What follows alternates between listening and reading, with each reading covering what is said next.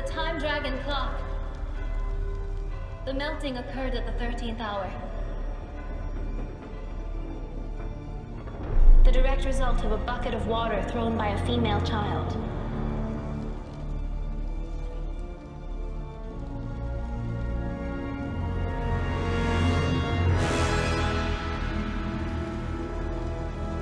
Yes, the Wicked Witch of the West is dead. Okay, retro go. Let's go.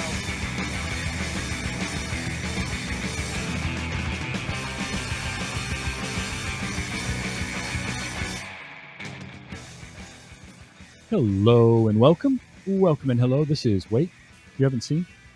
It's a show where we talk about movies and specifically talk about a movie at least one of us has never seen before. I'm your host, Travis, aka TV's Travis. This is episode number 304. And our movie this week, quite new, 2024's Wicked. And here to talk with me about it, it's Rilo Ward. Rilo, how are you? I am very good. Excellent. Thank Excellent. you for asking. All right, so this is a new one, but I had not seen it yet. You brought it to my attention. You really wanted to talk about it. So I want to know your history with the movie, but also do you have a history with the musical and the book and all of that kind of stuff? What's your background with the story of Wicked, and then we'll go from there. I was 15 years old, and it's about the only time my dad has taken me to a musical, but Okay. we went and saw Wicked in Chicago, and I fell in love with the story. I've seen it a few times. I saw it in New York. It's a long love and I've read the book. The book and the musical are vastly different. Like, the book is very much leaning towards a heavy R rating, where the movies and the musical are pretty tame and family friendly. Sure. Sounds Sounds a bit like the Wonderful Wizard of Oz and the 1939 movie. Kind of in the same vein, like darker, and they kind of sanitize it a bit for the big screen. Yeah. And I really wanted to talk about it because I'm a theater nerd, and it's so rare we get a good movie musical, because it's always a hit or a miss. Like, you either get Cats or you get Les Mis, and there's no in between, and they're both directed by Tom Hooper. Like, yeah, figure that out. That's great. So I didn't have a connection to this story. I've seen The Wizard of Oz many, many times. I'm passably familiar with the world, and I knew that this was a musical. I knew it was a stage musical before the movie came out. The funny thing was, when I saw the first trailer for this, I had it conflated in my head with Into the Woods. And I knew that there was and I actually had at one point, I think I got them from a friend of mine, but it was a DVD. I had two DVDs. One was the movie of Into the Woods, and one was the stage musical of Into the Woods. And so when this got announced, for whatever reason, in my brain, I had that conflated. I'm like, wait, haven't they already made a movie about this musical like 10 years ago? And no, I was completely off. It's a different one. yeah. I did learn, and I think I knew this before, that it was a novel that became the musical. I think I remember reading about that or something. So I don't have like a big connection to Wicked as a story itself.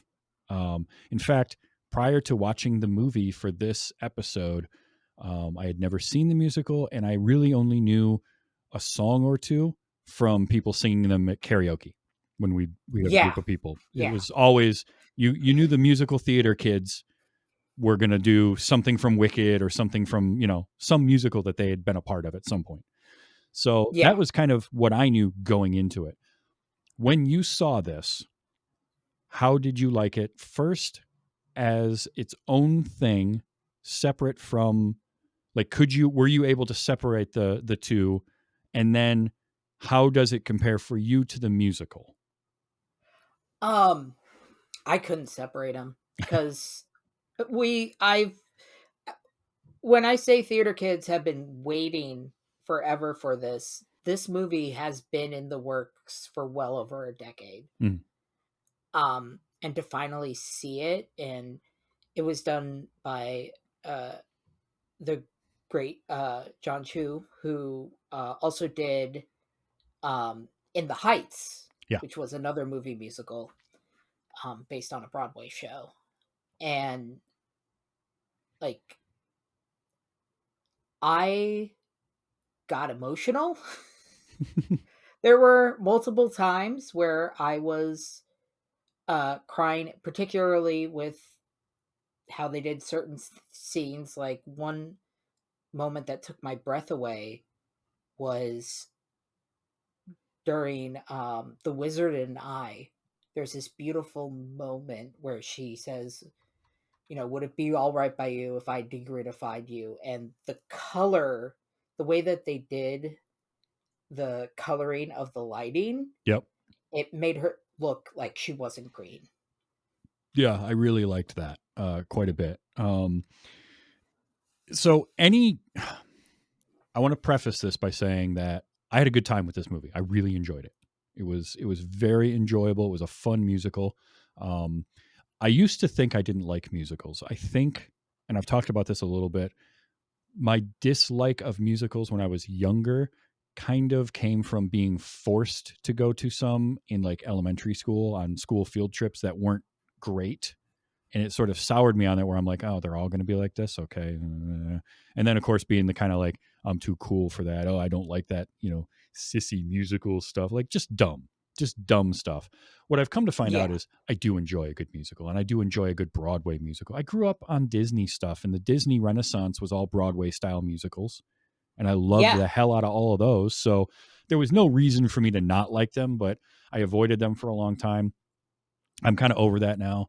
I just love all forms of filmed entertainment in a lot of ways. Like, I love the different ways you can do stuff, because I've seen in the past calendar week, I have seen 2 different film musicals, and a Broadway style musical and more of a jukebox musical that I'm going to be talking about next week, actually. But Uh, I love the different types of them, and going into this, I knew that I was getting a Broadway musical, and I could tell from the marketing they were leaning heavily into that. But I also, with a Broadway style musical, I had, and it being Wizard of Oz based, I had this feeling like, okay, it's going to be bright and colorful. We're gonna go hardcore with the Technicolor, and everything's gonna look a certain way, and like the Wizard of Oz film has this look about it where it's like shot on sound stages, and you can tell, and that's part of its charm to make Oz look the way that it does.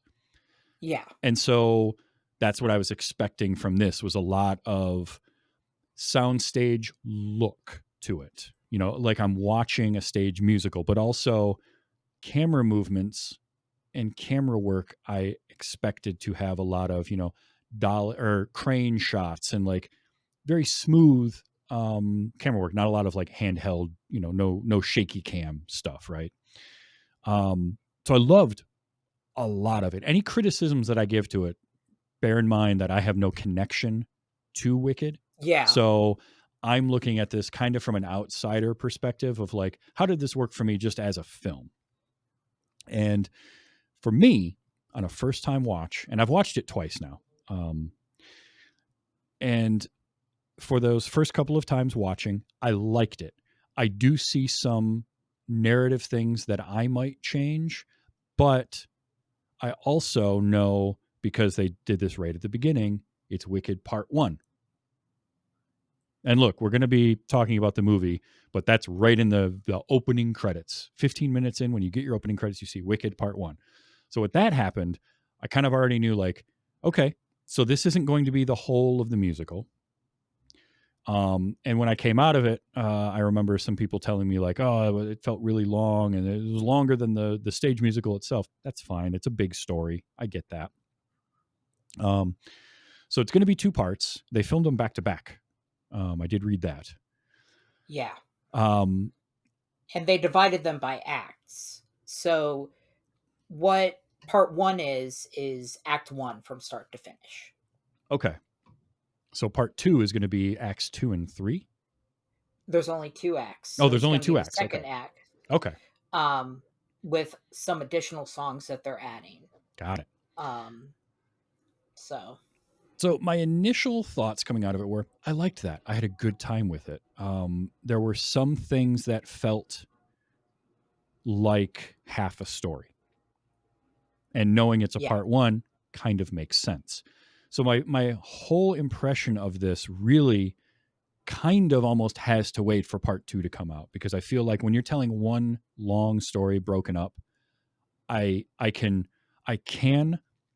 make some observations and make some thoughts and judgments on a film, but it's an unfinished work when you know there's more coming. It's not like for instance, if I was talking about The Terminator, right? That movie came out, it was a yeah, self-contained one thing, and that's it. Now Terminator 2, in every way, I feel like improves upon what The Terminator did.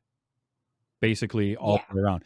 It changes the formula a little bit, right? The Terminator is much more of horror elements, almost slasher like, and then Terminator 2 goes more action oriented. But still, I feel like everything. But that is a case of a sequel. This is one story. We're getting part of it now. So to give a full idea of sort of how all of this plays out, I need the rest of the story. But self-contained as this one part, it was for me good to very good without getting great. But I do feel like, were I in your situation, where did I have that emotional connection to it, this would have knocked my socks off, because I feel like what it does for them from adapting that musical feels to me like they just nailed it across the board. Does that sound right? yeah, yeah. And one of the things that is horrible about it being split up is that they put so much detail into Act 1 that then pays off Mm-hmm. in Act 2, and you only know that if you go in knowing the story. I can see that. Like Like there were from the things, first moment even. yeah, because there were things that I picked up on, that I have thoughts on. You don't have to tell me if I'm right or wrong about any of it, but like I kind of got the feeling like certain characters are going to evolve or change in Act 2, and where they may end up coming out of this story and into sort of the Wizard of Oz story itself. Because I liked that opening, and I played a little bit of it at the top of the show, opening it up with kind of this almost voiceover of Glinda talking about the Wicked Witch is dead, and that camera movement going along and showing like the puddle of water and a little bit of ash with the hat on top of it. Like, so we opened the movie literally at the point where they threw the bucket of water on her and melted her. Yeah. And then that camera move going out the window and all the monkeys flying, and we get that swooping camera, which was really cool. I loved flying over Oz and seeing everything, and even, going past Dorothy and Scarecrow and Tin Man and the Lion as they're going along the yellow brick road on their way to Oz, to the Yeah. Emerald City. Yeah. I really liked that. So that's kind of where we started, and then we did the classic thing. And is this in the musical where it starts there and then goes back and says, "Well, here's what happened"? Yes. Okay. Yes. The musical itself, without spoiling it, it loops. Okay. So the things that happen at the end of the musical happen right before Glinda shows up in Munchkin Land.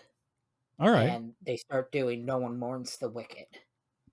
That's cool. So it goes further. I didn't really know that, and that's kind of neat that it does kind of go that far in the telling of Elphaba's story.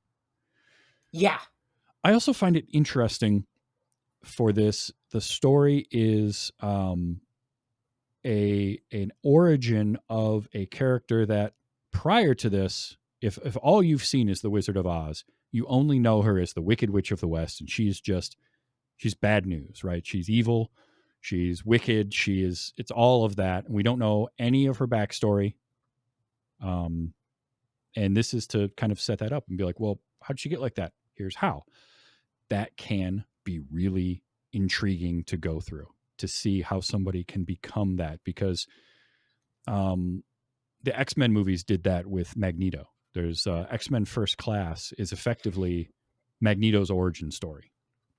And so that was kind of cool to see. And I like Glinda in the beginning of this is both, she's rejoicing with the Ozians and the Munchkins of like the Wicked Witch is gone, but there's a melancholy to her of like something, there's more, there's an extra layer in there. And then she gets to tell this story. I really think that is attributed to how connected Ariana Grande is to the story. Yes, I did read that she has a real extensive background. Yeah, similar to me. Saw it when she was young, dreamed about playing roles in it. Like, I've always dreamed of playing the Munchkin Bach. That's never going to happen because they'll never release the community theater rights. But, a guy can dream.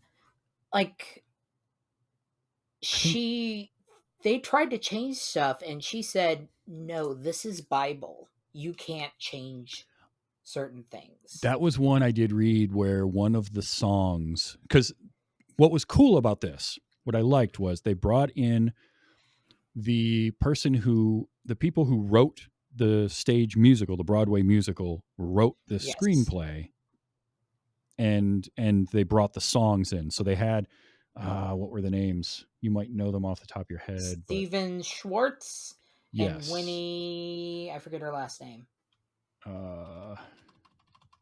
But having them involved in making this, I think, is really smart. Winnie Holzman, yes.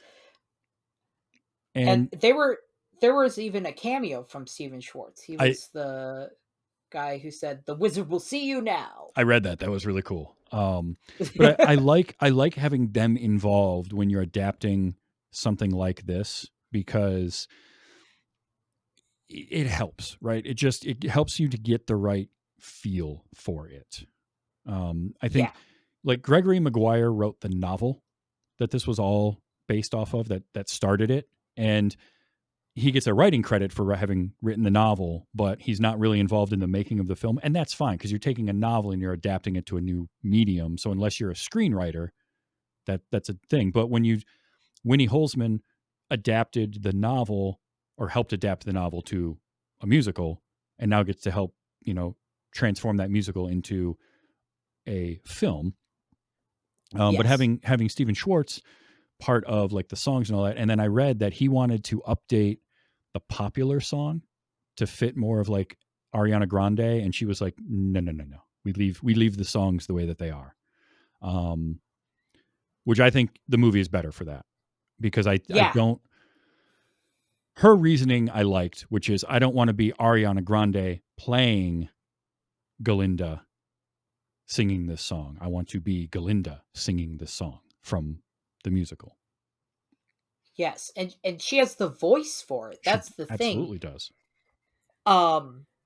People who only know her pop background and don't know that, she did Broadway. She was in a musical on Broadway when she was in her teens. Have like no idea that she has this blockbuster voice, and I really hope she explores that further than just the pop music, because she has the chops. She can do it. Yeah, and I read like they auditioned a ton of people to play these parts, and they end up with Ariana Grande as Glinda, and then Cynthia Erivo as Elphaba, and she's phenomenal. And I didn't know much about her. I will admit, I did not know much about Cynthia Erivo. I look up, she has a Grammy, she has a Tony, she has a Emmy, and now she's up for probably an Academy Award.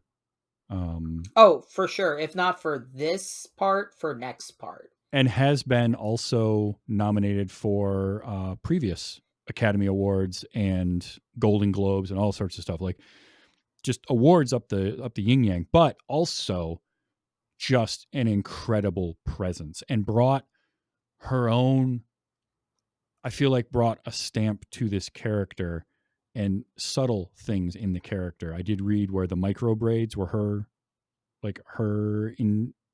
insistent of Yes, that, and yes. the nails as well. And it gives a specific feel to that character that makes it feel hers. Yeah. So I really, really like that. Not to mention the singing.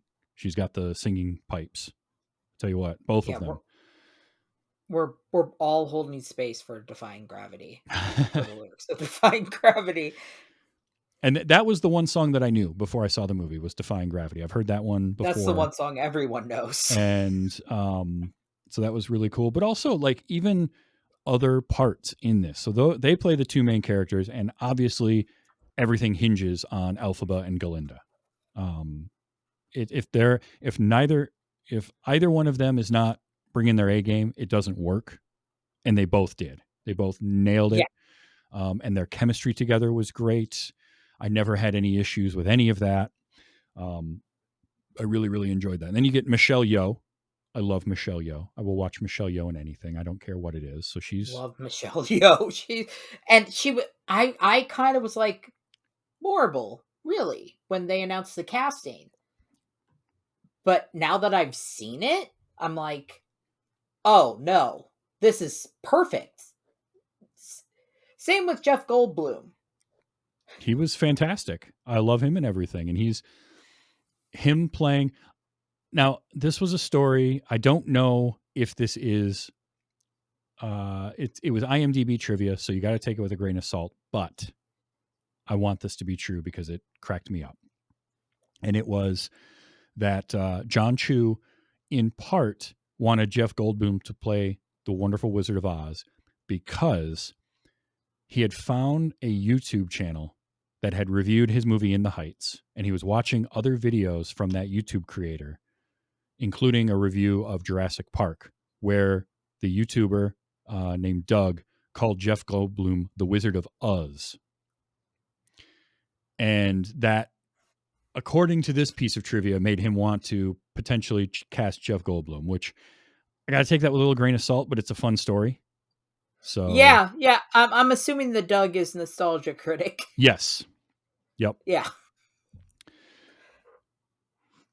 But I liked him. I liked Jeff Goldblum. He brought, he's so good because he similar to his role as the Grandmaster in Thor Ragnarok, he brings like this almost kindly nature to things. He can do that really well, and yet also get sinister.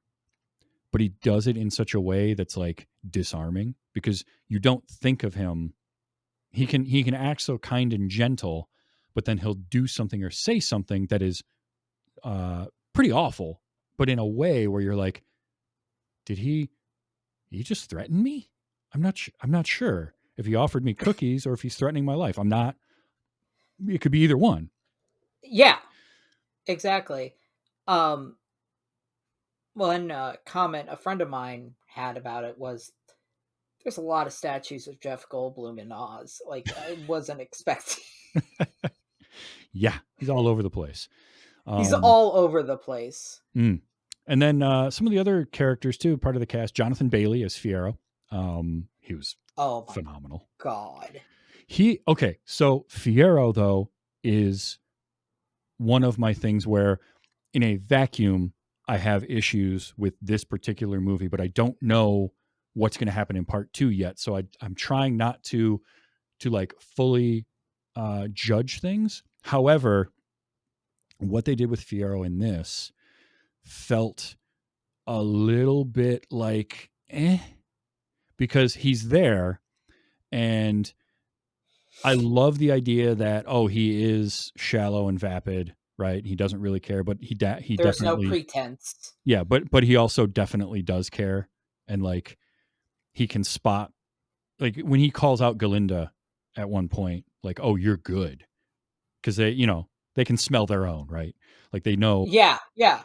But there is more to him than that. But that's the front that he is putting on. And even Elphaba at one point says, like, "Well, no, you're not like that, because if you were, you wouldn't be sad," like that kind of thing, right? She calls him out. I liked that, but it did feel like, for me, watching it, not having a connection, I felt like I missed a scene somewhere, because he's there, he has his musical number, and then we kind of forget about him for a little bit, and then he comes back, and then they have their moment with the lion cub, which is a phenomenally beautiful scene in the classroom with the poppies and all that, and everybody going to sleep. Oh, love it. And I then love it so much, yeah, that scene. and then they take the lion cub, and Elphaba and Fiyero take off on the bikes, which was a great Wizard of Oz callback. I loved seeing her on that bike, the little basket in the back, and all of The that. lion cub peeking out. Yep. And they have their moment in the woods, and then it's like the next scene, Glinda is talking about how, oh, he's changed, but we never saw any of that. We didn't see the fallout from it, and I just felt like there was maybe a scene in there that just didn't happen that I kind of wanted. I wanted something between when he leaves the forest with Elphaba and when he shows up at the train platform to wish her, good luck, but also in a kind of melancholy way of like, look, something, they wanted this, like, they kind of wanted a love triangle, but didn't really give it to us in a way. And so it was just one of those things where I'm like, something's missing here and I need more. And maybe more of that gets explored in Act 2. And it gets messy in Act 2. Okay. I will say that. I mean, I kind of got that feeling, but the three of them. It's that in a vacuum, that was a thing that for me, I would give just a little bit of a knock on this movie. And it's no fault of, like, I just don't have the connection there to know what's coming. And so I'm left with what I'm given, which was just missing that little bit of something. And that's an issue I've always had with the musical too, because the musical also, the movie, I don't know how they made it go so long, but also just be so close to the musical itself, because Act 1 is not a 2-hour event. The musical itself is. So that was something I had been hoping for, was sort of bridging that gap between, because we get it, Elphaba's catching feelings and Yep. she's not that girl and stuff like that, but I want to see that change in Fiyero more than we were given. And there is a deleted scene that adds to the lion cub scene where Fiyero ends up, it actually shows the lion cub accidentally scratching him. And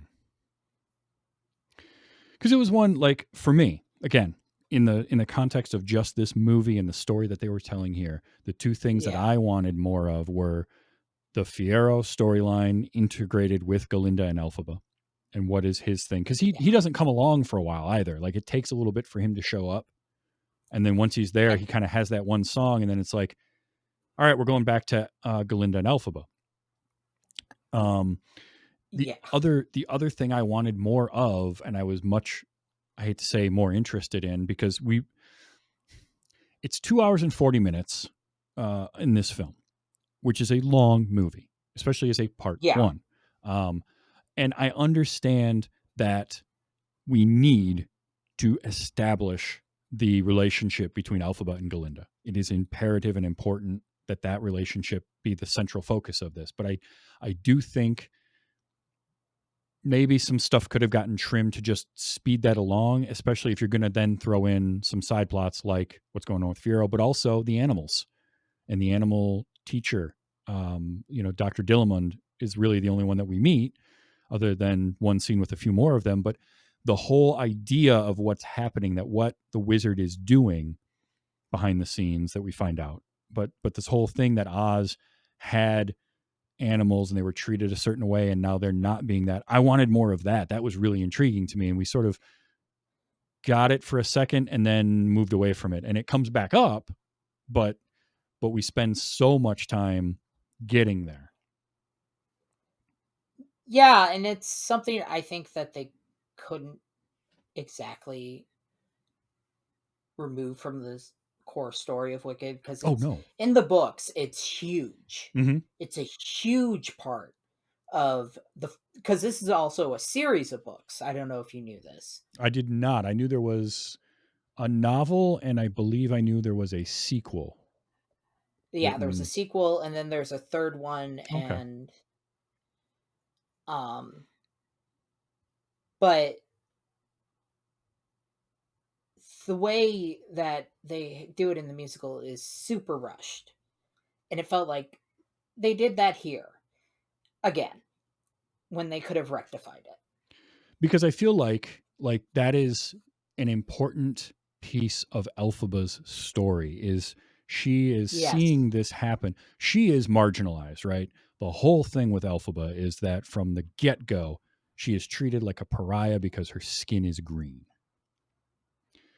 And she's treated horribly by her dad. Her father is terrible. Yeah, no, fuck that dude. Can I swear? I don't know. That's our one. You used it, and it was a good spot for it. No, it's like her dad is terrible, treats her awful, treats her younger sister, Nessa Rose, just smothers her and is so concerned for everything with her, which, understandable, but at the same time, you got 2 daughters, dude. But but does he have 2 daughters? not in his mind. Well, we all saw what Elphaba's mother was getting up to. Yeah. Oh yeah. No, I pegged that. I pegged that right away. I'm like, oh, and I know that voice too. Like, all right. And we'll get to that. I have some thoughts there. But like that's Elphaba's thing, right? It's like from the moment she was Yeah, born, she's treated she horribly was by her dad different.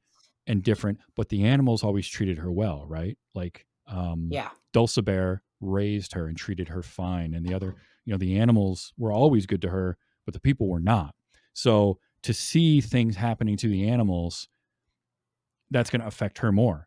So that's where I feel like lean into that a little bit more, because here's the thing. Again, I know we got to establish their relationship, but we get a long, it's 13 or 14 minutes of preamble before the opening credits with the song.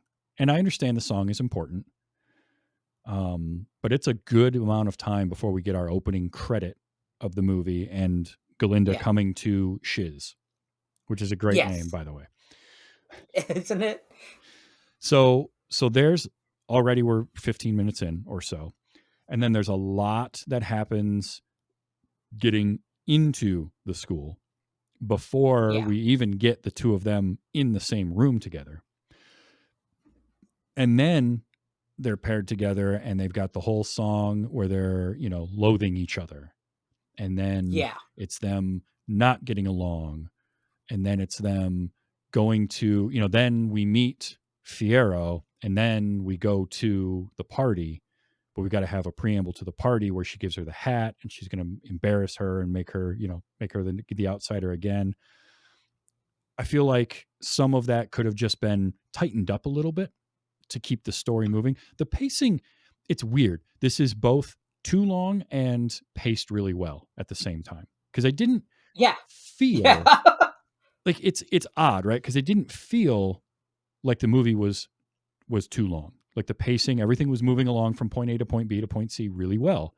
But then at the same time, it felt very long because like we're getting here and there were some story things you could have maybe consolidated. Like, and I'm curious from your perspective, do you feel like some of that is because they've got to get the songs in and all these songs are just phenomenal and it's like, what could you cut? I think it's that, and also them knowing the talent they have and wanting to make sure they use it. Yeah. Like That's the true. scene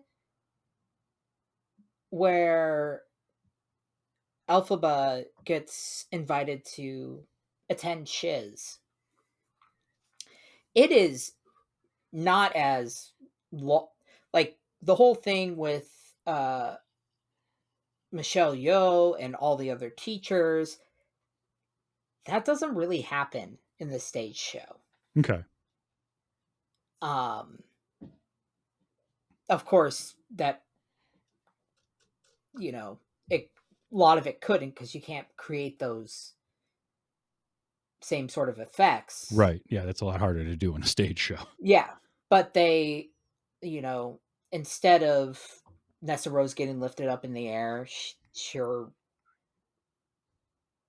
her wheelchair is pulled toward Elphaba on the stage. Okay. Which, by the way, I loved the interactions between Elphaba and Nessa Rose, because Elphaba is the one person who's not treating Nessa Rose like she can't do anything, right? Because her dad is overprotective. Yeah. And it's annoying Nessa Rose, but Elphaba's like, just leave her alone, like let her do it. And then this other woman comes along and is doing the same exact thing, and that's kind of what incites it. And it's the trope of somebody who can't control their abilities, right? They've got the superpowers, but they don't know how they work, and they can't control them because they're tied to something. In this case, it's her emotional state. When she gets really worked up, it happens. So I understand using those scenes to give us that, right? We got to see her in action. We got to see it happen. But we've already seen that 2 other times, right? As an infant and then as a young girl. So now we're getting the third version of it where it's at the school. And yeah. And I really think a lot of it was they wanted to use Michelle Yeoh, because they had Michelle Yeoh. Oh, sure. So you put her in your movie, you better show it. You better show it. You better give her a little bit more, because she doesn't get a lot in Act 1. I think, too, I wonder, this isn't a great comparison. And obviously comparison can be the thief of joy. I understand that. But The Hobbit as a story was a very simple adventure story that got spread out into 3 movies, and it didn't need to be. Yeah. You could have done it in 1, maybe 2. I could see 2 movies for that story, especially if you add a little bit of padding to it. But to stretch it out into 3 was a bit much. I just wonder if, even if doing this in 2 acts like you are, that's fine. And I think that this Act 1 has a great break point to it, right? Because we're getting Elphaba's story from effectively when she gets to Shiz until she makes the decision that she isn't going to be held down anymore, that she is going to defy gravity. That's a great story arc to tell, and that's a good break point for it. But maybe instead of a 2 hour and 40-minute movie, you've got a 2 hour and 10-minute movie for Act 1. Yeah, there were definitely bits that I think they sort of perseverated because they had the talent. Mm-hmm. Like, you're going to use Michelle Yeoh if you have her. Yeah. You're going to use Jeff Goldblum if you have him. But really, they don't have that big of a part in the stage show. Yeah. In Act 1. And in Act 2, they have a little bit more, but it's still not. They're secondary characters. Mm-hmm. I think, too, some of it is it's a musical. And so you're going to have these musical numbers that are both delivering story, but also dragging that moment out a little bit, right? It is telling a story. Absolutely. But a song like Popular, for instance, just a great song. All of these songs are bangers. I'm just going to say that straight out. Like, there isn't a bad one in the bunch. There isn't one of those where a lot of times in musicals, there's usually at least one song where you're like, all right, this is the ballad, skip it. Or, oh, this one doesn't quite work. No, like, these are all amazing, and the choreography is phenomenal. I maybe have some quibbles with a couple of like lighting choices, because there's a couple where stuff gets backlit and like stuff is washed out, but whatever, that's fine. Like, that's the look they were going for. Yeah. But something like Popular or the Loathing song, would be a scene. You could do that montage in half the time without the musical part of it. But you need the musical part of it because those are the two of the most popular songs. Oh, for sure. But then you also have like the whole scene at that party, right? Where everyone's at the party and then she shows up. And for me, that party scene is incredibly important, right? Because again, Yes. Elphaba is the outsider. She is the pariah. She's always treated that way. She's given that hat, right? And that whole thing of like, I don't hate anybody that much. Oh, wait. Oh, I could do that because they're still rivals at this point. Which I want to say, she doesn't say, I don't hate anybody. She says, I don't hate anybody that much, but she's not the one who sort of pushes Yeah, to that's do it. That's Bo and Yang and yeah, it's what Shen Shen and Fanny, I think are their names. Fanny was Bo and Yang was phenomenal. Yes, yes. And that was apparently Ariana Grande pushed for him to be that character, which is phenomenal. But she gets the hat right, and the whole idea from Galinda's point of view is, oh, this is going to be a thing. Like, this is terrible, and I'm just going to give this to her, and it's going to be, and then invite her. It's the mean girl inviting the nerdy one to the party in high school to put them in a situation to be embarrassed. It's very Mean Girl. And Elphaba does the thing where she goes to Madame Morrible and is like, I want you, like, and I don't know. I feel like it was sincere. Like she felt good about what Glinda did for her, and so wanted to give something to Glinda by telling Morrible, I want her to be taught as well, or I don't do it. And also for what Glinda had previously done for Nessa Rose, getting her a date with Bach. Right. So Glinda is doing these things, and I have some audio clips we're going to play in a little bit because I have thoughts on Glinda as a character that are encapsulated in some of them. But Elphaba does this thing, right? She's seen these things, so she goes to Morrible and does that, and then shows up at the party. And from the moment she walks in, just like that opening scene, everybody's staring at her, right? She's the outcast again. And to her credit, both Elphaba as a character and Cynthia Erivo in a performance does this dance in front of all of them and just owns the shit out of it. And yet it is so painful for her to feel all these eyes on her at the same time.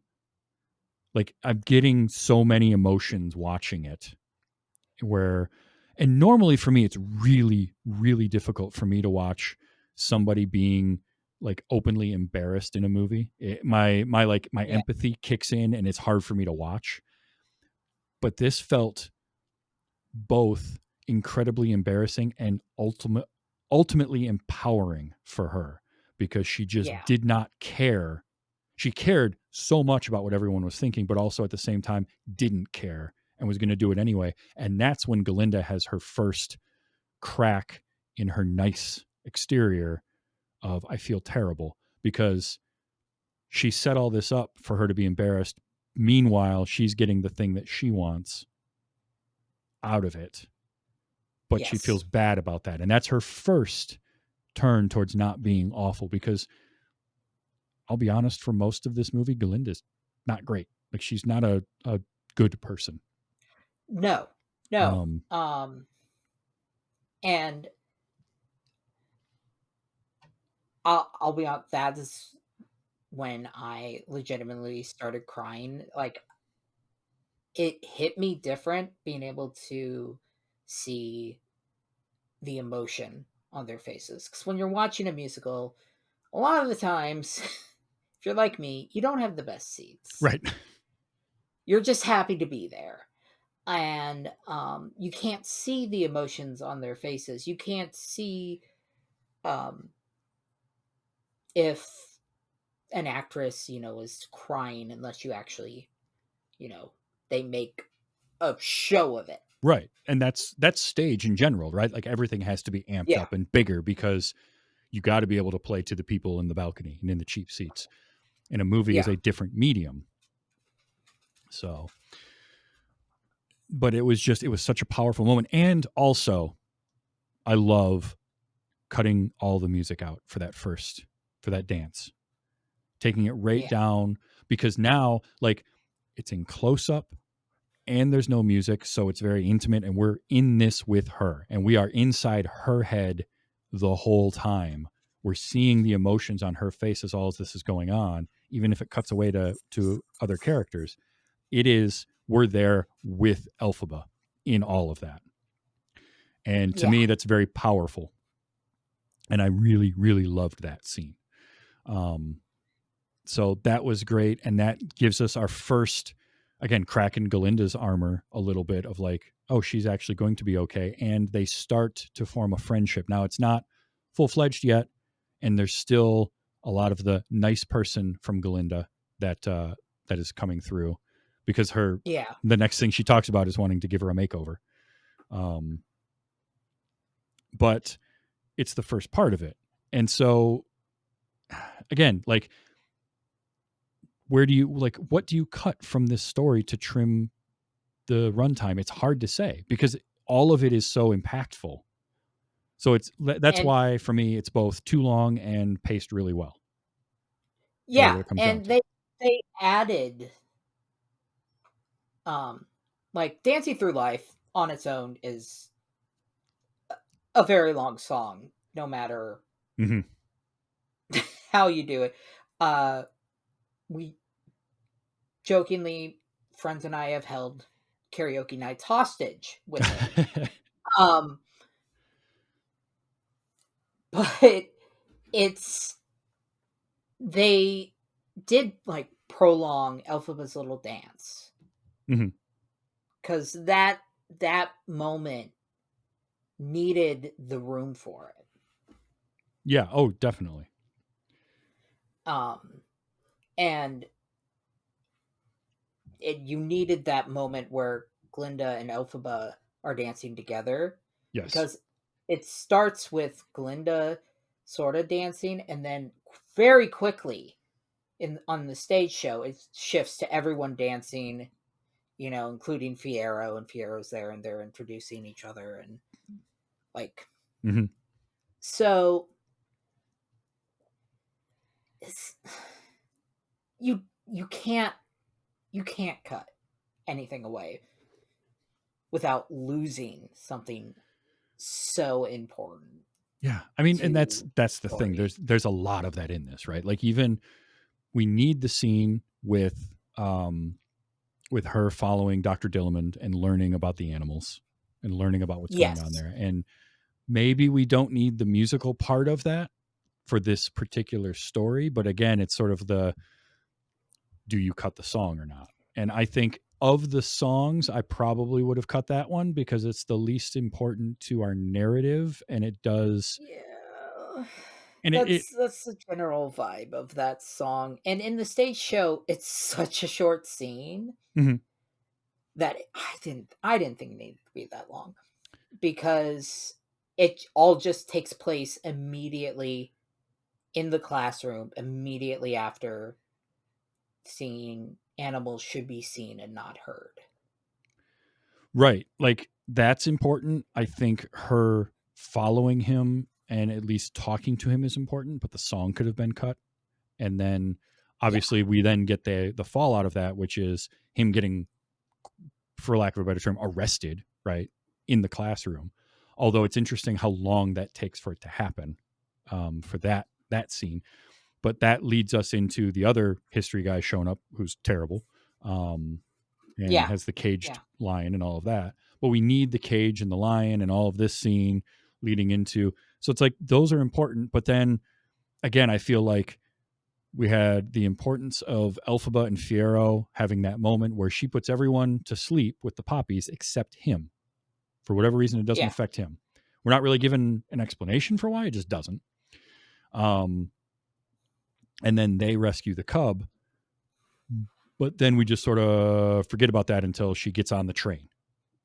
And then he kind of pops back up like, hey, remember me? I'm thinking now. and I'm having a change of heart.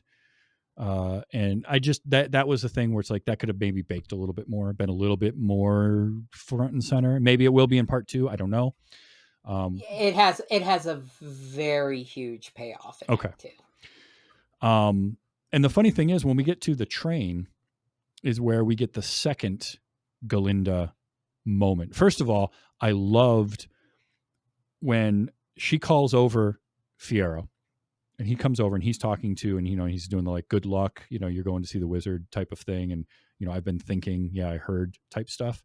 But I like how that shot was framed, because you've got right to left on screen, Elphaba, Fiyero, and Glinda.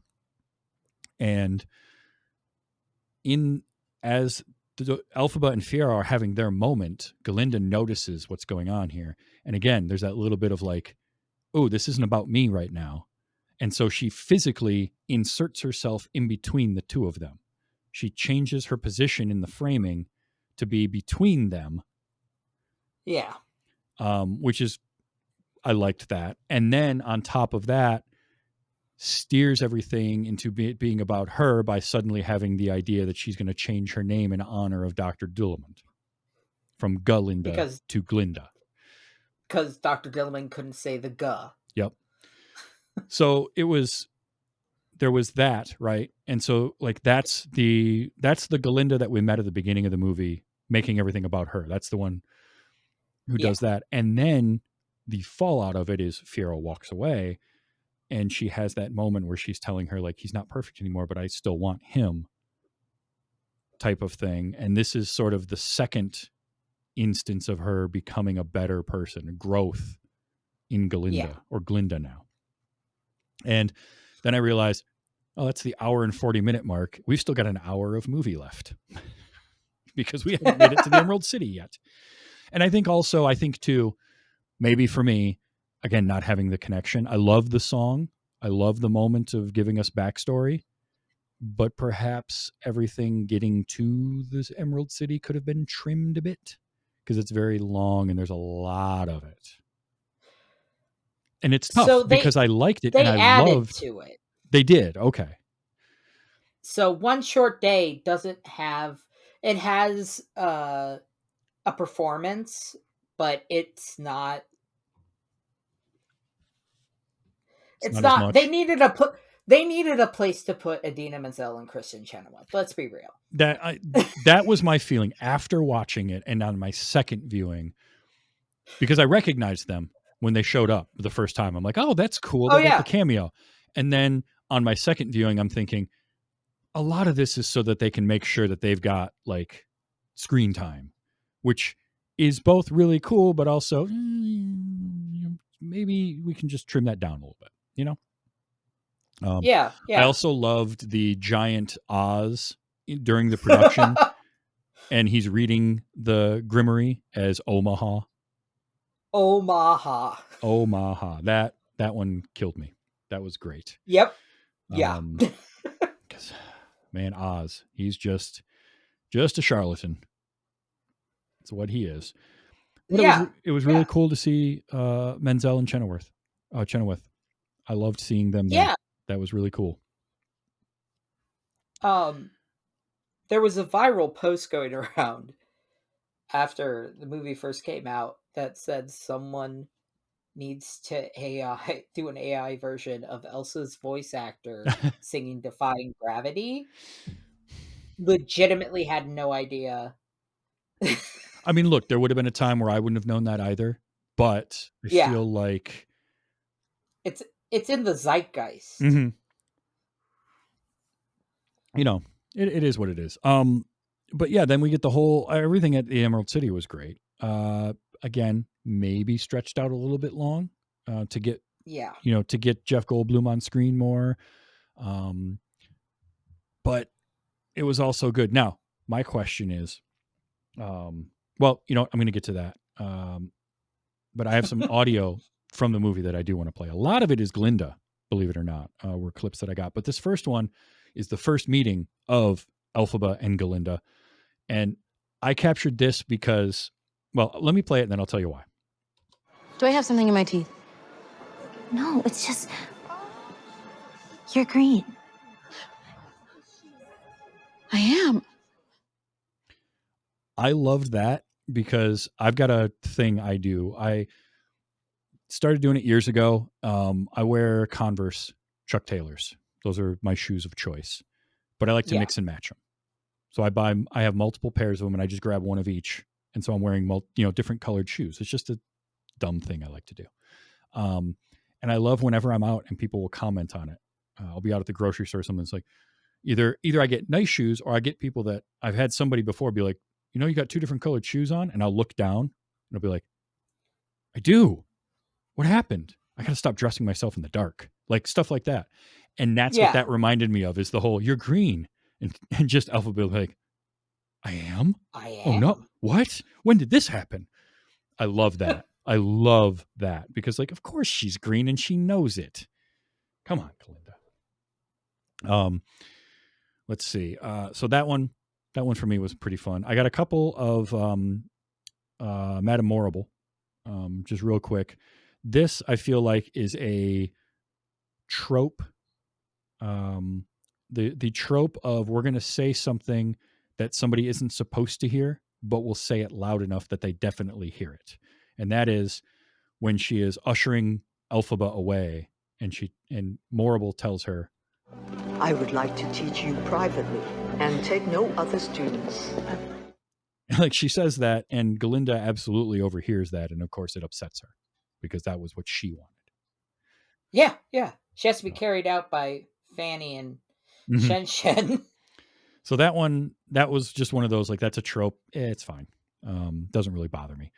And then the other one from Morrible that I got, again, Michelle Yeoh, she's so good all the time. She was so good. But this is her trying to teach Elphaba, which again is important, but I also feel like, could we trim some of that? But this line was great. If you can learn to use your powers in the right way. In the right way. And that, on the second viewing, was when I made the connection of, like, oh, she's already planting those seeds of manipulation right away and early on into Elphaba. Yeah. She already knows what she has here is the one person they need to make everything happen. And that's one of those things where rewatchability, right? Like, I caught the line the first time, and by the end of the movie it made sense, but then seeing it with the context of what the movie is going to be and watching it hits differently. So I really liked that.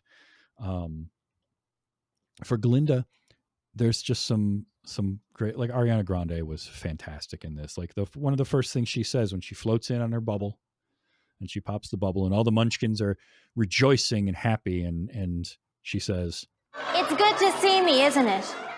like, just wonderfully self-absorbed line right there. It's good to see me.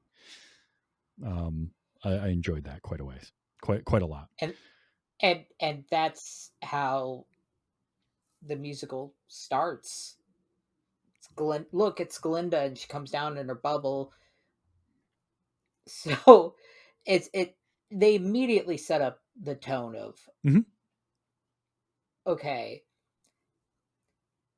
maybe someone who is completely good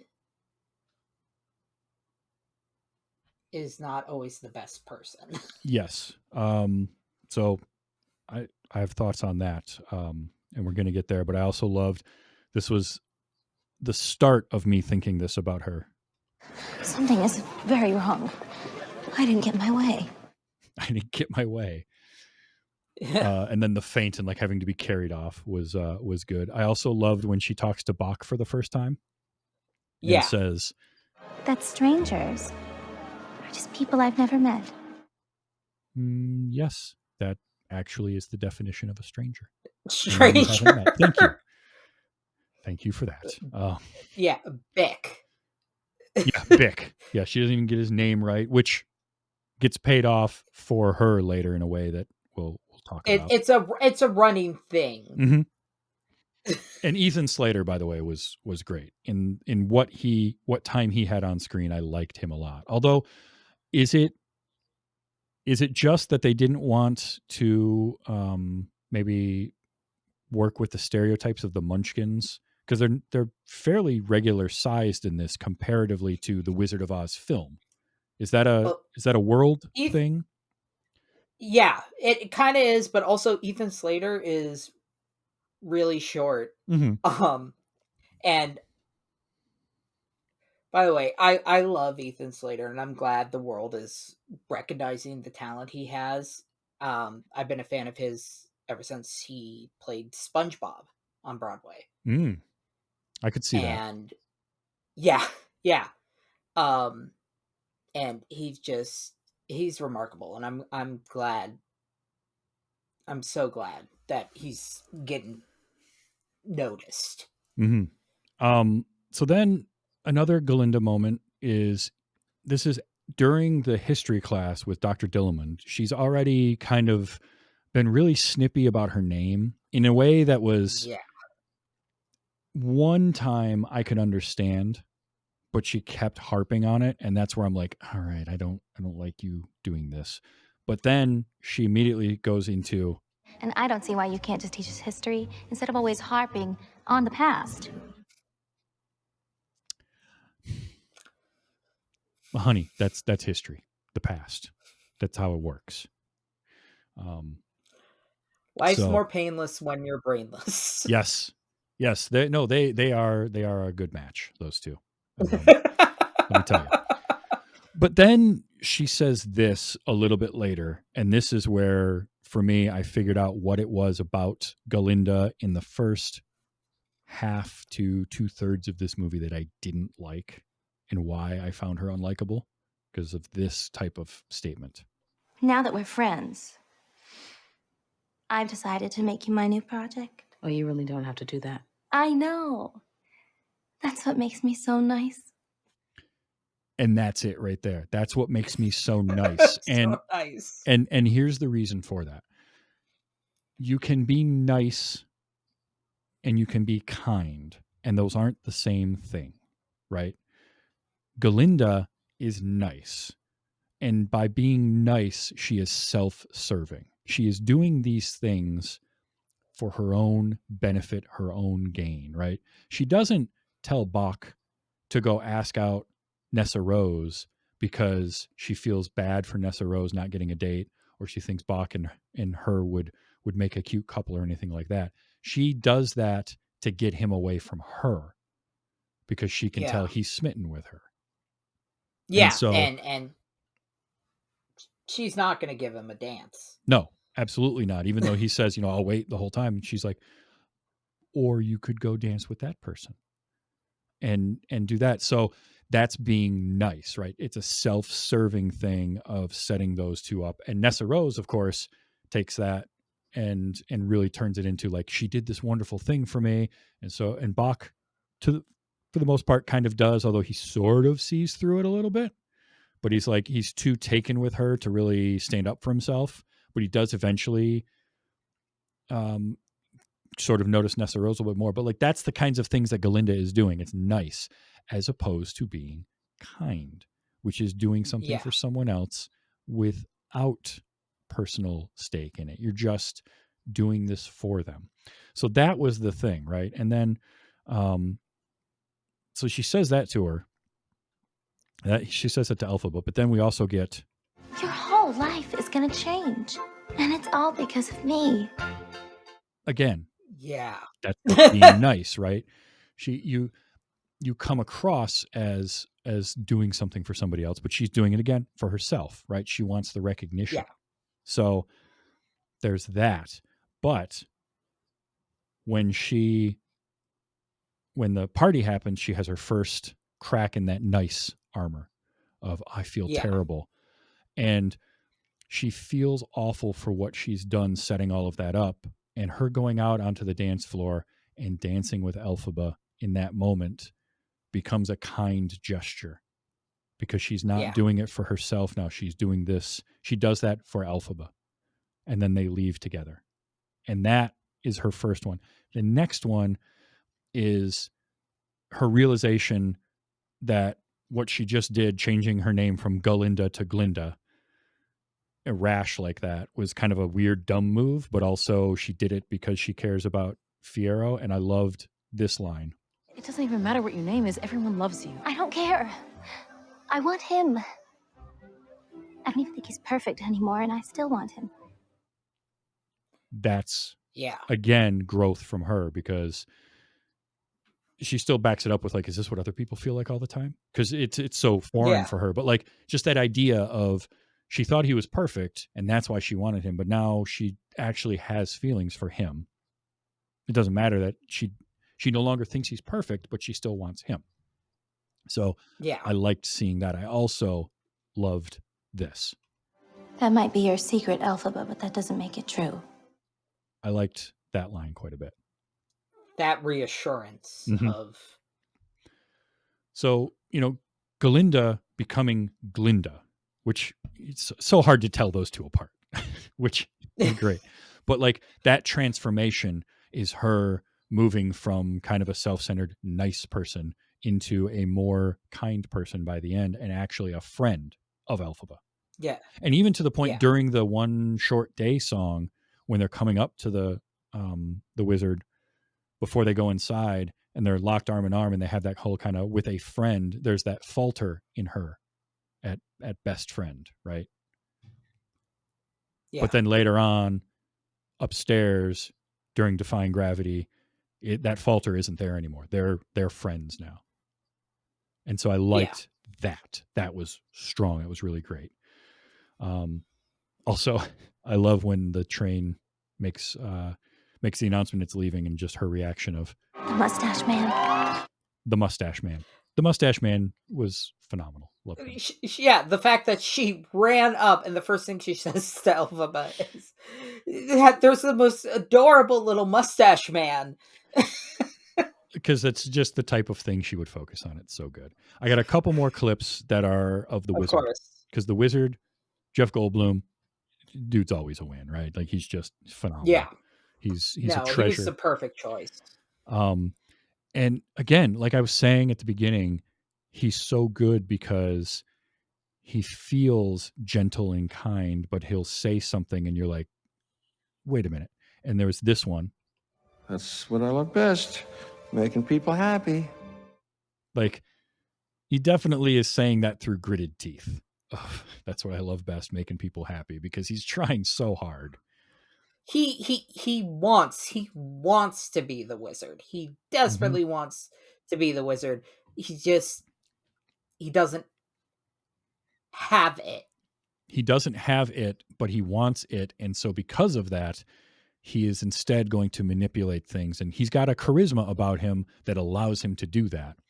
And he's also not dumb, because he definitely brings with him this line, which does show up in the trailer, but it was cut a little bit differently. And I liked how it was in the movie more, as he's trying to explain to Elphaba what he's doing and why he needs her help for the betterment of Oz, right? It's the whole idea of, oh, this will be better for everybody if we do this thing. And he says, and back where I come from, everybody knows that the best way to bring folks together is to give them a real good enemy. Yeah.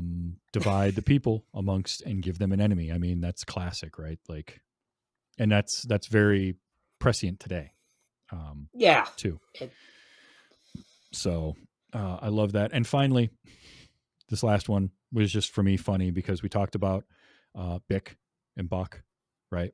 Where Glinda says that to him and she's never getting his name right and all that. And she finally gets to the wizard and she meets the wizard, and the exchange is so wonderful because he looks at her and he just says, "Hi, what's your name?" Glinda. The guy is silent. "Hello, Belinda." Like, immediately Belinda doesn't even say her name right. It's perfect. It's so good. And her reaction to it is perfect. It was a great, like, there's so much to like about this movie, and it's It's the music, and the performances are so good. They're just, and I like that they did a lot of singing live on set. Yeah, and a lot of like scenes like One Short Day and Dancing Through Life were one long shots. Mm-hmm. Yeah. Yeah, I'm And sure there were cuts that in there just is somewhere, but like, insane to me yeah, to that structure there are them that certain way. spots where it's just one long shot and you're like, Mm-hmm. how can you get this consistency? And it's because you have stage actors. Yeah, you cast people that have the chops and the ability to do the thing that you're doing. Like, one of the things I read was a lot of the chorus parts, a lot of the background vocals were recorded and added in.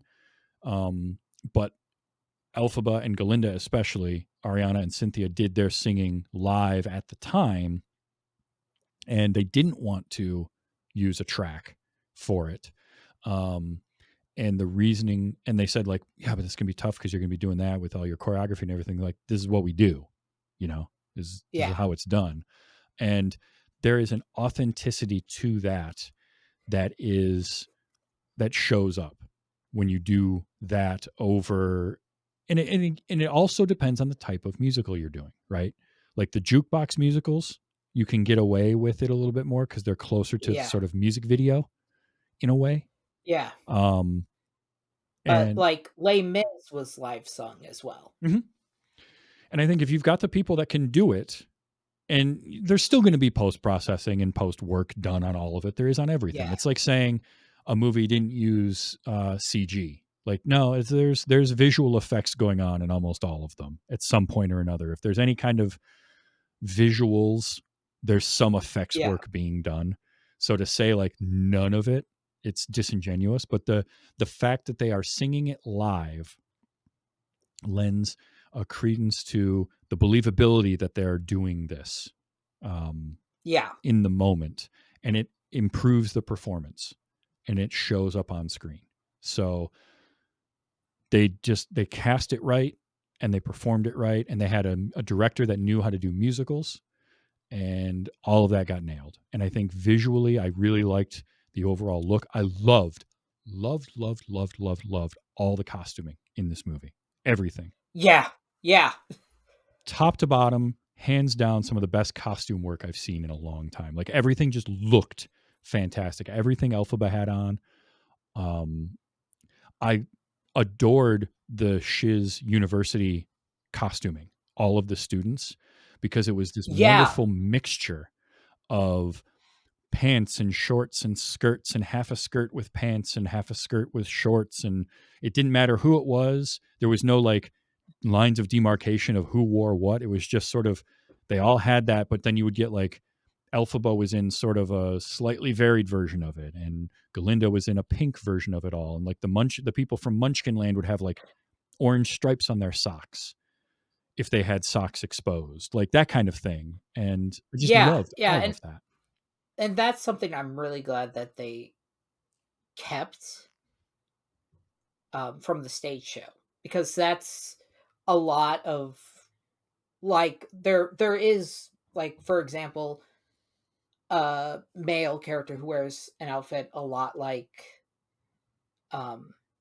Fanny wears in Dancing Through Life, with the half skirt and just that's something that people notice in the stage show, and it transferred. And it fits so well with Oz too.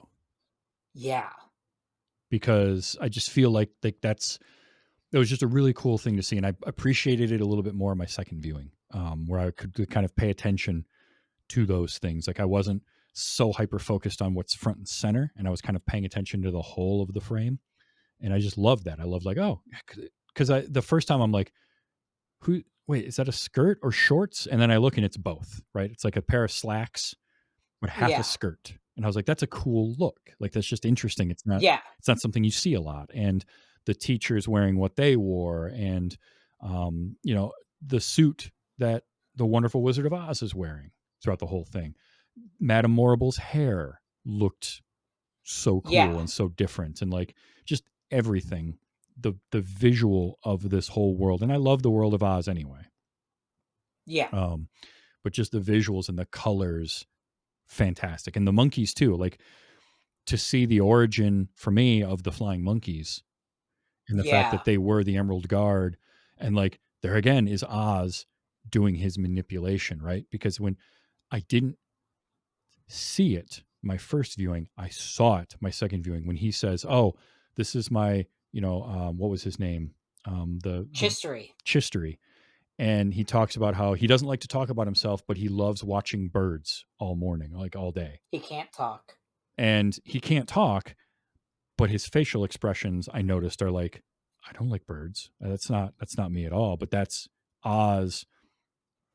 That's the wizard manipulating Elphaba. Yeah.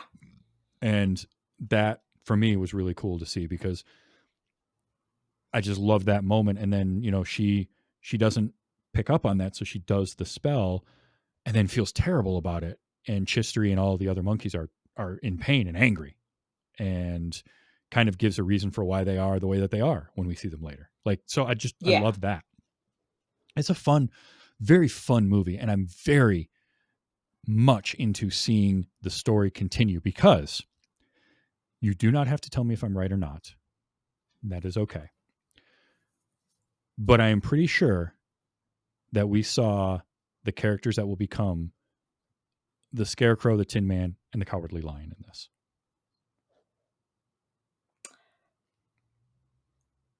I can't say that they are, in fact, characters we've met. I won't say who, though. That's okay. I have my theories. I'm going to hold on to them until I see the other movie, which is later this year. I think it's scheduled for 2025, because they did shoot them back to back. November. November. Okay. November. All right. So 10 months. I can make it. That's fine. No, it's cool. I like, if you're going to do a story like this, I like shooting them back to back. And while Lord of the Rings didn't start that trend, it's really the movie that kind of, like, to my knowledge, not 100% on this, but to my knowledge, Back to the Future 2 and 3 is the first time I really can recall that happening, where they shot movies back to back with the intention of it being effectively kind of one long story.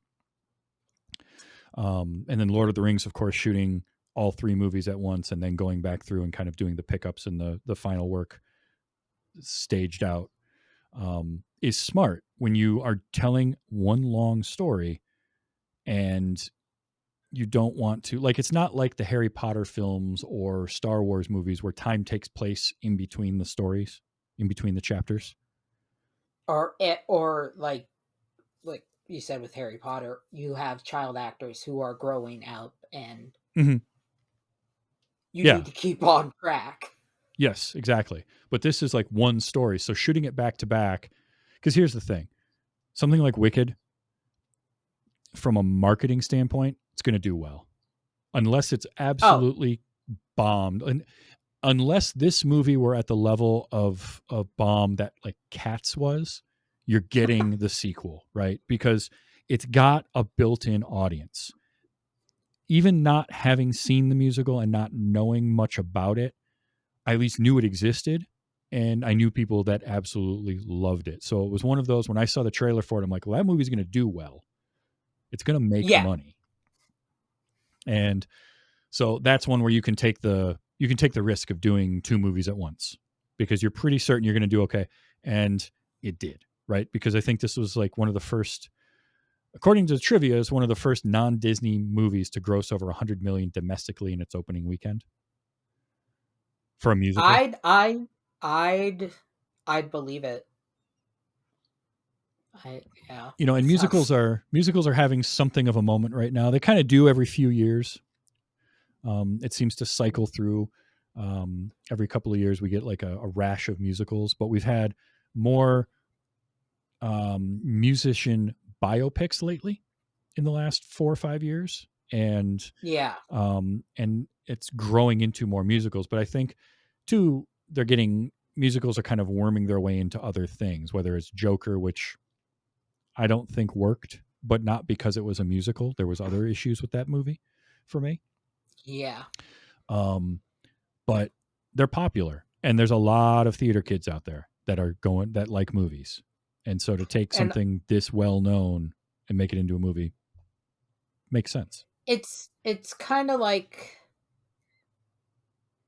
there are also a lot of grown theater kids like myself who, you know, are glad that theater kids now can have something that is mainstream,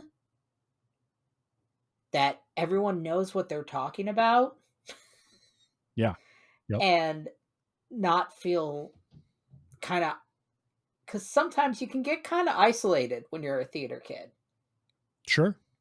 No, I can see that. Because it gets clicky, and then it gets super clicky when you do shows. It's just the nature of it. It's true. And look, I will say this. I had a great time with this movie. This is a lot of fun. Yeah. If you like The Wizard of Oz, you should see this. If you like musicals, you should see this, whether or not you have a connection to it. Having no connection to Wicked going into it, I had a great time. So if you liked that musical, you're going to love this. I do not think it's perfect. I think that there are flaws in it, but I'm holding harsh judgment in reserve until I see part 2 and I see the story finish. Then I can kind of look at, okay, as an overall story, and then as a part 1 and part 2. Sort of like, it would be like giving a full judgment of Avengers Infinity War before seeing Endgame. Because Infinity War is its own story and can be taken as such. Yeah. But when you put those two parts together, you get the entirety of that story, and it just makes more sense. Yeah. And then you can look at, okay, well, what could you have done better in part 1 or not? Or was that better? And that's the same way I kind of feel with this. Like, this is good. It's entirely possible that part 2 will retroactively make this better, or it could show the flaws in it more. I would say, again, if I have anything to say negatively about it, it's just that it is 2 hours and 40 minutes long. And while I don't mind a long movie, it maybe could have been trimmed. But again, I got to see what they do in part 2. I got to see part 2 to give my full thoughts. Yeah. Yeah. And knowing what is coming as someone who is a fan of the stage show, I'm just deeply excited to see what they do with certain aspects. I am very curious to know if my thoughts on certain characters come true. There are 2 characters that there are 3 characters that I'm pretty sure I know where it's going with them. 2 for certain, and 1 that I'm like, he's got to know, but does he? And that's Oz. There's something with Oz and Elphaba and a connection with them that I feel like I can see coming, but I want to see how it plays out. I'm hopeful that payoff, especially that Jeff Goldblum will, whatever it is, really take it by like the horns. And I'm curious too how far the story goes, because as you said, we get the start of this movie is the end of the story. So I'm curious how far that's going to go in terms of what we see in part 2. I'm excited. I'm excited for more of this. And if nothing else, I just want to listen to Cynthia Erivo and Ariana Grande sing. Yeah. And everybody. Goldblum, Michelle Yeoh, Jonathan Bailey, Ethan Slater, Marissa Bode. Goldblum has such a good song about just how much of a charlatan the wizard is in Act 2. Excellent. Perfect. And that's what I'm looking forward to, because it's the cadence of the song is very similar to Jeff Goldblum's cadence. as well. So it's Awesome. like, oh, this is perfect. This makes sense. Well, you know what I'm going to say is Yeah. this part 2 comes out in November. I'm just going to put it out right now. You should come back and we should talk about part 2. I will happily come back and talk about part 2. Excellent. Well, that'll be then late in 2025 or very early in 2026, depending on how schedules work out. We'll come back and we'll talk about part 2 because I think that'll be a lot of fun. Yeah. So for sure. Do you have anything you want to tell people about? You can find my link tree. Perfect. It's linktree/Rilo Ward. That has all my socials on it and my podcast that I do, which will be releasing a very special episode soon where I get to interview the creators of the Venture Brothers. Oh, nice. That's exciting. Yep. What is that podcast? And that podcast is Guild of Calamitous Podcast, an unofficial Venture Brothers rewatch podcast. Excellent. And what's the Linktree address again? I'll have it in the show notes, but let people know what that is.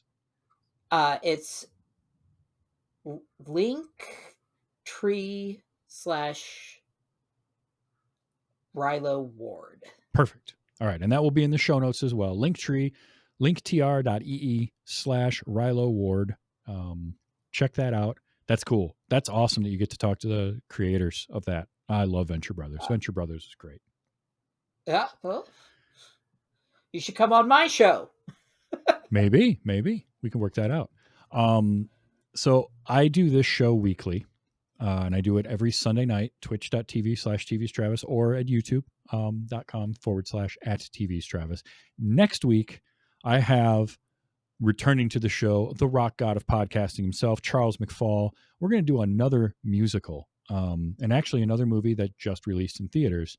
But this was one that he very much wanted to talk about. And normally I don't talk movies that are still in theaters. I like to go for something that, just kind of slipped by somebody. But Wicked was one that you had a very strong connection to and I wanted to see, so it was perfect.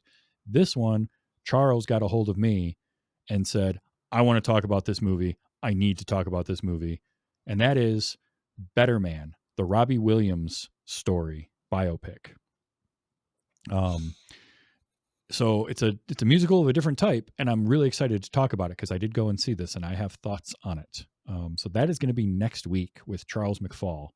And you can check that out. And then I've got some other fun stuff like coming up. I'm going to be talking to somebody about their first time watching Dungeons and Dragons: Honor Among Thieves, and I'm excited for that. So always fun to talk and show people new movies, which is what this show is all about.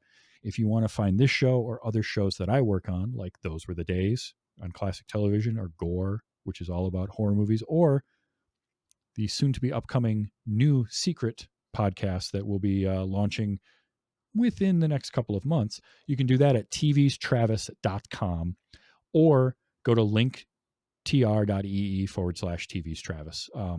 Both of those kind of give you the same rundown of stuff. tvstravis.com has links to all my shows, all my social media stuff. Same on the link tree. You can find it all there.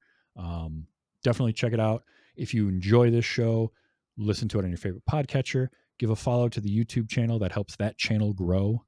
There's more content coming there. And I've got a Patreon, patreon.com/WYHS. You can follow and join that. And you get things like my first watch diaries of right now. I am watching The Fall of the House of Usher for the first time. I am 6 episodes in. I've got 2 left, and you can only find those on Patreon. So you got to be a patron to get those, but those are a lot of fun. They're just short, my thoughts on each episode. And then once House of Usher gets done, I'm starting a new series. I don't know what that is yet. So check back here. I'll talk about it, what's coming up. And that's all at tvstravis.com. Rilo, thank you so much for being here this week. This was a ton of fun. Thank you for having me. It was... I needed to talk about Wicked with someone. This was great. And thank you for getting me to watch it, because it was one that I wanted to see, but I kind of put off. and you gave me the impetus to go see it. And I'm really glad I saw it in a theater too, because I do think Yeah, that big screen, big sound system helped. It does. It is, I think, meant for theater viewing. And I will toss this out there for any of your viewers. They also just released a sing-along version. Yep. So you're more than welcome to go to that and then sing along and enjoy yourself for a second viewing. Absolutely. Well, come on back next week for Better Man with Charles McFall. That's going to be fun. I can't wait for that. And once again, thank you, Rilo, for being here this week. And we're going to call it good as we are slowly getting further and further into 2025. Whether they're wicked or not, let's be excellent to each other. All right, this has been Wait, You Haven't Seen.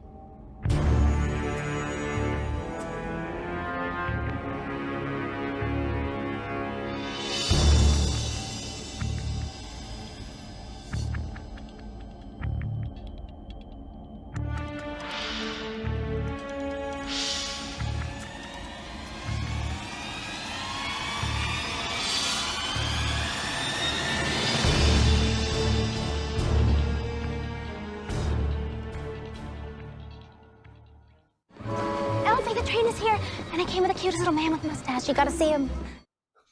The cutest little man with a mustache. I loved that so much.